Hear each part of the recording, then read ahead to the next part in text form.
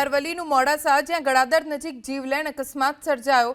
જાણકારી મળી છે તે મુજબ 4 લોકોના મોત થઈ ગયા છે। નેશનલ હાઈવેના પુલ પરથી કાર નીચે ખાબકી, એક મહિલા, 2 પુરુષ અને એક બાળકીનું મોત થઈ ગયું। શામળાજી મંદિરે દર્શન કરીને પરિવાર પરત ફરતો હતો અને ત્યારે જ ગમખ્વાર અકસ્માત સર્જાયો।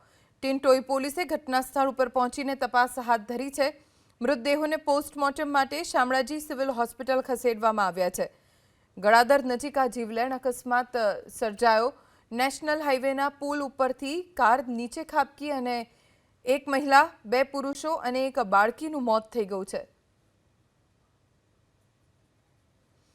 શામળાજી મંદિર દર્શન કરીને પરિવાર પરત ફરી રહ્યો હતો। એ જ સમયે નેશનલ હાઈવેના પુલ ઉપરથી અચાનક કાર નીચે ખાબકી। તો આ તરફ ખેડાના મહુધા નજીક ગમખ્વાર અકસ્માત। નડિયાદથી મહુધાની વચ્ચે ભૂલી ભવાની નજીક અકસ્માતની ઘટના બની। આઈસર અને રિક્ષા વચ્ચે ટક્કરમાં 2 લોકોના મોત થયા। ઘટનામાં ઈજાગ્રસ્ત એક વ્યક્તિને સારવાર માટે હોસ્પિટલ લઈ જવાયા છે।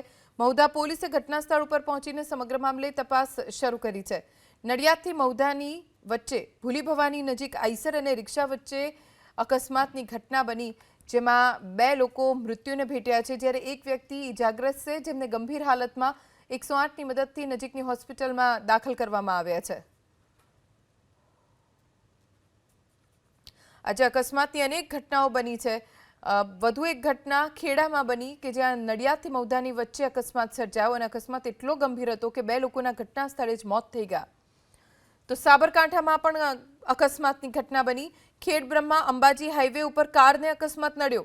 સેબલિયા નજીક સર્જાયેલા અકસ્માતમાં 2 લોકોના મોત થઈ ગયા। એકનું ઘટના સ્થળે જ મોત થયું તો અન્ય એક વ્યક્તિ ગંભીર હાલતમાં હોસ્પિટલમાં હતા સારવાર હેઠળ, ત્યારે સારવાર દરમિયાન મોત થઈ ગયું। સ્ટીયરિંગ પરથી કાબુ ગુમાવતા અકસ્માતની ઘટના બની।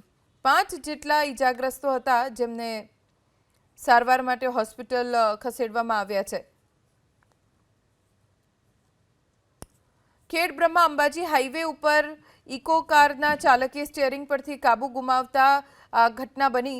સેબલિયા નજીક અકસ્માતમાં 2ના મોત થઈ ગયા।